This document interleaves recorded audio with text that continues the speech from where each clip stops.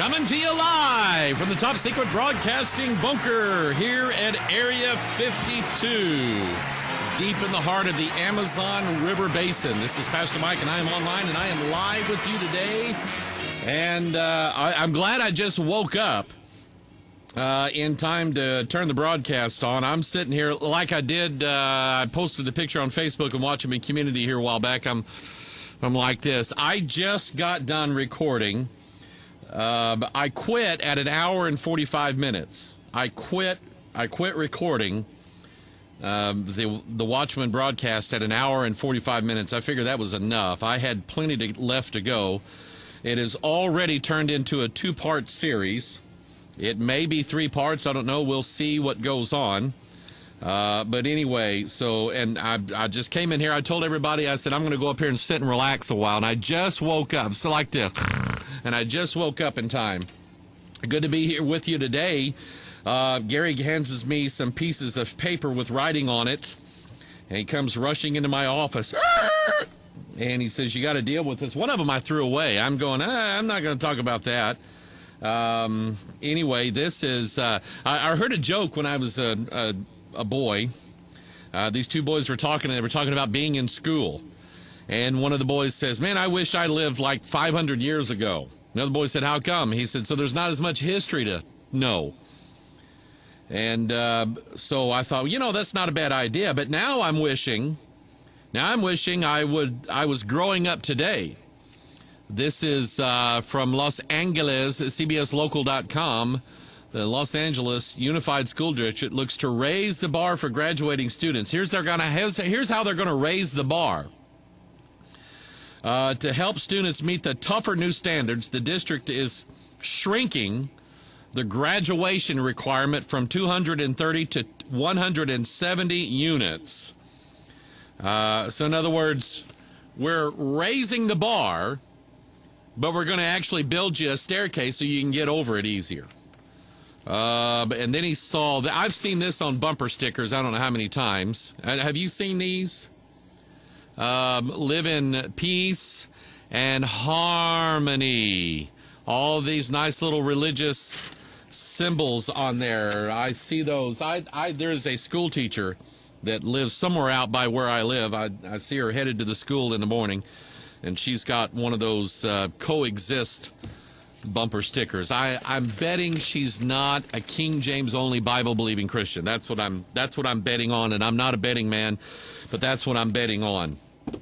I got a couple things I want to deal with here. One of them is the other side of the story. Where is it? Let's see here. I talked last Tuesday about the pigs. You remember the pig murderer up in what was it, up in Minnesota, Michigan, or somewhere? The pig murder. That was on the Health Ranger's website. He was making a big deal about the government going in to kill this guy's pigs, this farmer's pigs, okay, because they were not approved by the government. And what a terrible thing that was. Oh my goodness, it's awful. Well, let me see who sent this. Somebody named Donna sent me this. It's kind of like there's two sides to every story. Well, here is another side to the story. She says, hi, Pastor Mike. After Tuesday's PMO, I checked out the story online about the slaughtered pigs, and here's the scoop. She said, I live about an hour away from Fife Lake where one of the incidents occurred. She said the online story was extremely emotion-filled, and people were writing in with anger about the, quote, murdered baby piglets and their mothers. She writes, I have a friend at church who is an officer for the Michigan DNR, Department of Natural Resources, so I called him. He said these are feral pigs. I don't know if you know what they are. Feral pigs are pigs that have been released into the wild. They become wild. It's really weird how pigs are. But you take pigs and you raise them from a baby in a farm, in a pen. You turn them loose, and in 2 weeks they're growing tusks and long hair. And in 2 weeks, all it takes is for them to turn wild again. So that's what the word. She said these are feral pigs who are being raised to be hunted on the farmers' game ranches. Some time ago, one farmer had a dispute with the Department of Natural Resources over his pigs wandering off his property. The pigs are very destructive. My friend told me of an instance where 2 pigs tore up a 3 by 100-foot area of forest in less than 1 hour. They root for grubs and mushrooms, and if hungry enough, will eat each other, cats, dogs, and tearing them to pieces. And they grow long tusks and are dangerous. Now, that part I know. Wild pigs, if you encounter wild pigs, you shoot first, okay, because they are dangerous. Anyway, this farmer then just let his pigs go and protested the DNR's attempt at control, and they reproduce quickly. One female has about 36 piglets a year. They also then mated with regular pigs on farms, which passed on their destructive tendencies to their offspring. And this problem is snowballing out of control because there are so many of them on game ranches. The farmers were given numerous warnings and could have sold the pigs to ranches out west which still allow this, but they chose not to comply. On the outside chance you want to know more, I was given the number of a Department of Natural Racehorses biologist here in Roscommon who is searching this matter, and he would probably be happy to talk with you about it. I don't know him personally. I tried to boil this down, but thought you would like to know. And Donna, I appreciate you sending that information in. That sounds about right. And I will tell you that, like I say, every now and then Alex Jones might put something out there that I can believe. The health ranger might put some news story out there that I can say, okay, yeah, okay. But I do think that there sometimes is another side to the story. And so we will see what's up with that. And then, speaking of Alex Jones. Let's see here. I'm going to pull up a video. Now, I am hearing that in, I don't know when it's coming out. There's a new movie. It's the prequel to the Alien saga. Okay? And it's coming out. It's a movie called Prometheus. Now, there is a mythological beast, antichrist, dying god who resurrects link to this concept of Prometheus. It's one of these myths that Manly Hall talks about in Secret Teachings of All Ages. So that has me curious. There's a movie coming out called Prometheus and so on. And there is a, and several of you have sent me this. Alex Jones did a sort of a synopsis of the trailer. Now, I'm going to play probably about 2 minutes of the Alex Jones synopsis.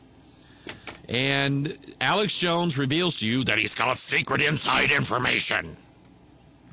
And he's got somebody on the inside that gave him secret information about the movie and the plot. You know how he talks. Alex Jones always has somebody on the inside. And there are some things about this movie that have me interested. The problem is a statement that Alex makes concerning my best friend, okay, which is my King James Bible.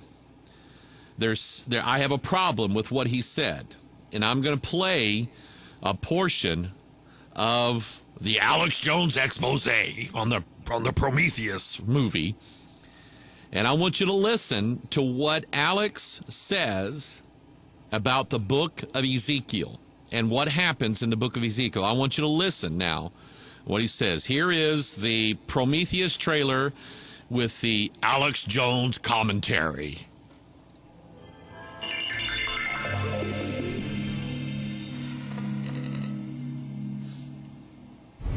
Ridley Scott, arguably one of the greatest living directors, is set to release a prequel to his 1979 mega hit, Alien, Prometheus, one of the most anticipated sci-fi films in recent memory.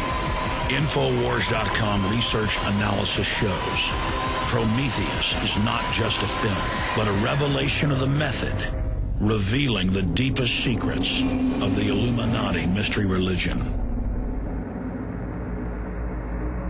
I do have a lot of contacts in the media, as viewers and listeners know, and I have been able to secure a copy of an early script, and it follows very closely from the trailer I've seen and other leaks. And I'm not going to give the entire film away here, but In synopsis, this is a film about the origins of humankind with a super race of near immortal genetic engineers who are contemplating a genetic overwrite or rewrite of the planet Earth when meddling humans stumble in to the magician's laboratory.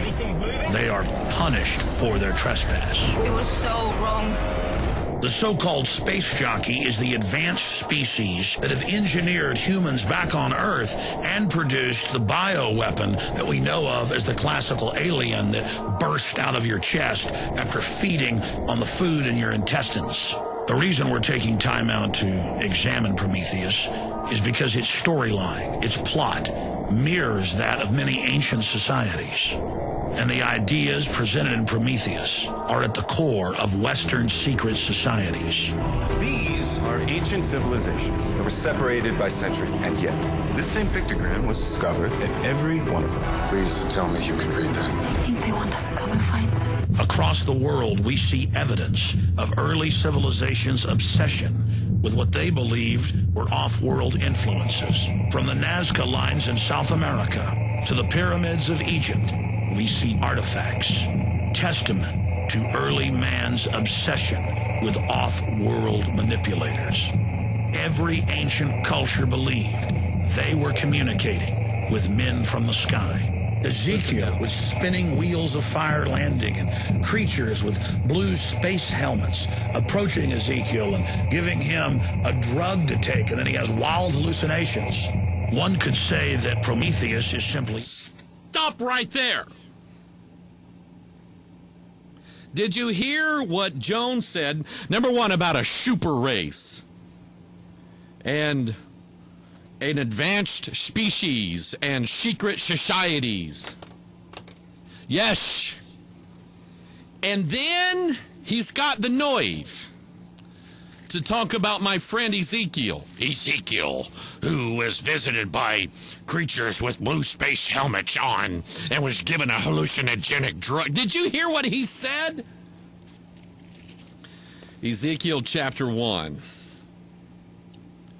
Ezekiel is not seeing aliens with blue space helmets on. That is the stupidest thing. Ezekiel chapter 1, verse 15.